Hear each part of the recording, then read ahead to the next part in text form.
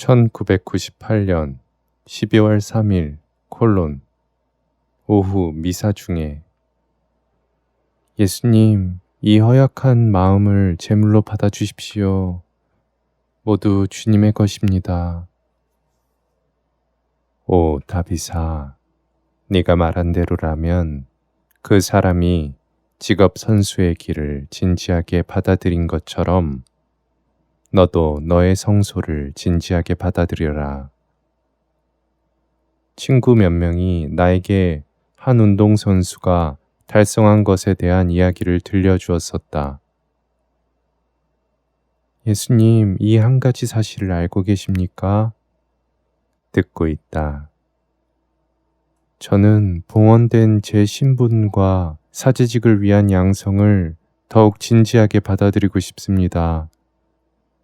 그래서 저는 당신께서 저와 맺으신 계약을 새롭게 하고 싶으신지 묻고 싶습니다.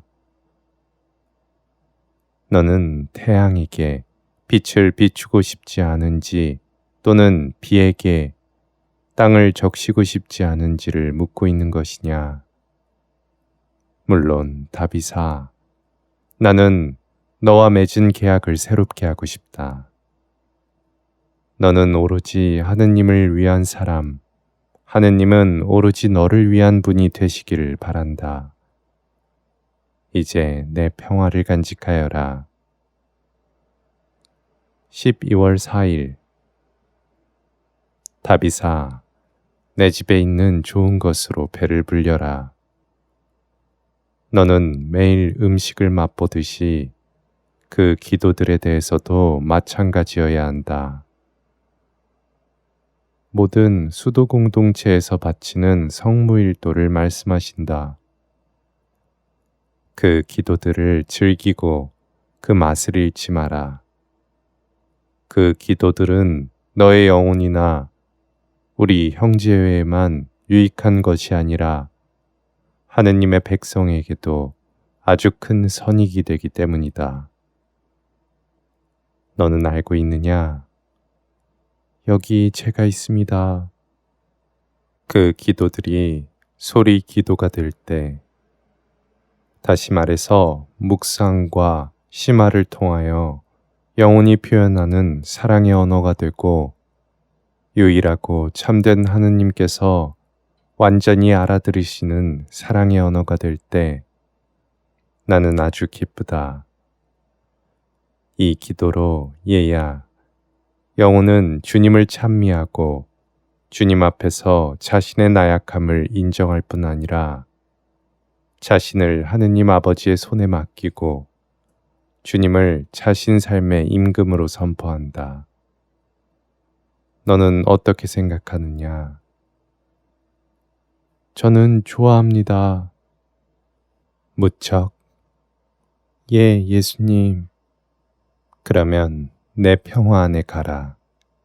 그리고 끊임없이 언제나 그 향수를 사용하여라. 무슨 말씀입니까? 이웃에 대한 사랑이 내가 매우 즐기는 향기이다. 내가 그 향기를 얼마나 좋아하는지.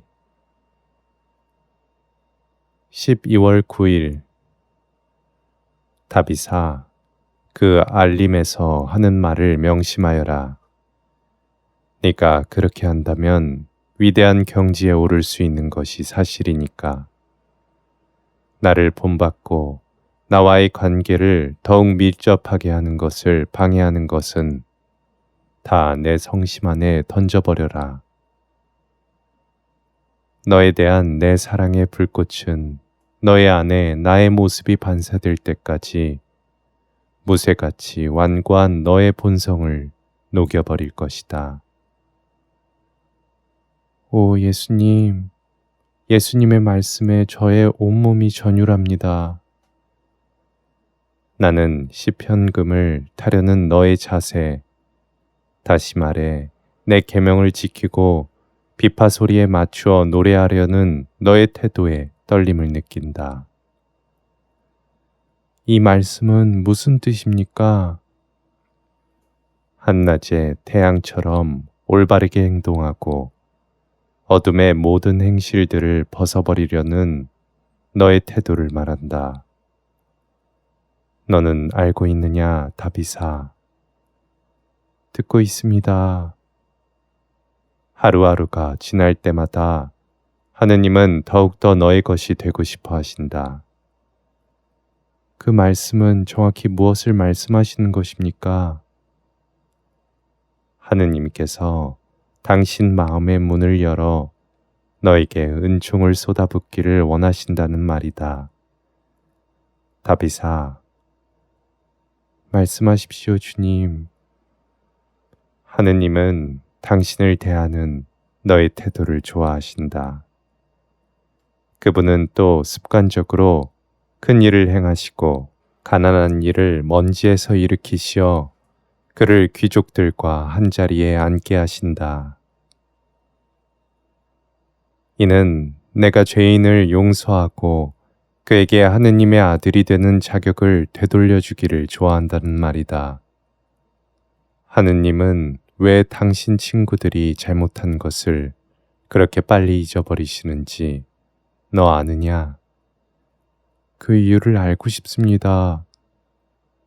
첫째, 하느님께서는 죄인의 죽음을 원하지 않으시기 때문이고, 둘째, 그들 각자의 삶이 하느님의 눈에 매우 큰 가치가 있기 때문이다. 그것이 너의 언어로는 무엇을 의미하겠느냐? 전혀 모르겠습니다, 예수님. 나한테는 내 친구들이 소중하고 중요하다. 그래서 나는 오늘도 오로지 하느님의 것이 되어 지금도 무관심의 십자가 위에서 목마르다라고 외치시는 그분을 선포하는 사람들을 통해 99마리의 양을 두고 잃어버린 한 마리 양을 찾으러 간다. 주님은 찬미 받으소서. 너의 삶이라는 거친 목재 위에 내 형상을 새길 수 있음을 믿었으니 너는 복되다. 주님도 아시다시피 주님은 저를 놀라게 하십니다. 아이고, 다비사, 너는 내 능력을 모르고 있다.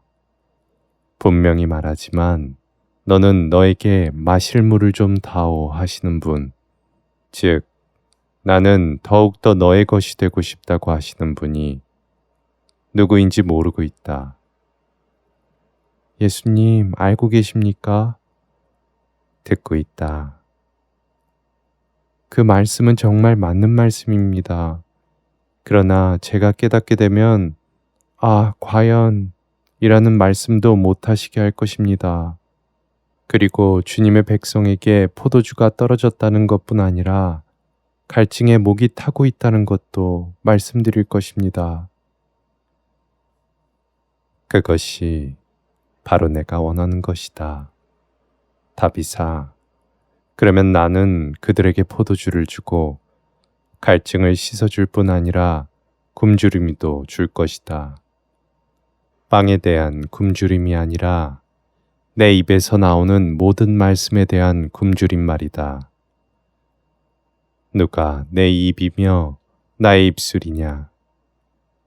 바로 너희들이다. 이제 내 평화를 간직하여라. 12월 24일. 얘야, 내가 처음 왔을 때 무엇을 하러 왔겠느냐? 세상을 구원하러 오셨습니다. 내가 두 번째 올 때에는 무엇을 할 것이라고 생각하느냐? 세상을 심판하러 오실 예정입니까? 너는 나의 재림을 심판으로 축소시키느냐? 나는 침묵을 지켰다. 나는 무엇보다 나를 믿는 사람들을 구원하러 올 것이다. 이 시대에는 얘야, 역사상 다른 어느 때보다 인간이 하느님께 대한 믿음을 저버리고 하느님이 인간을 실망시켰다고 여기는 그런 혼란을 경험할 것이다. 그런데 사탄이 가장 놀라워하는 것은 나의 벗들이 그것을 선포할 것이라는 사실이다. 봉헌된 영혼들을 말씀하신다. 이 구렁에 빠지지 않으려면 교황 요한 바오로 2세의 모든 말씀을 지키는 것이 필요하다. 거기에 오늘날 내 아버지께서 왜 인류에게 사람의 아들이 올 때에 이 세상에서 믿음을 찾아볼 수 있겠느냐? 라는 질문을 던지시는지 그 이유가 들어있다. 다비사, 너에게 한 가지를 권고할까? 예, 하십시오. 이 성탄절에 성령께서 하느님의 아들에 대한 너의 믿음을 증가시켜 주시도록 미사 때 내 아버지께 당신의 성령을 보내주십사 청하여라. 이제 평안히 가라.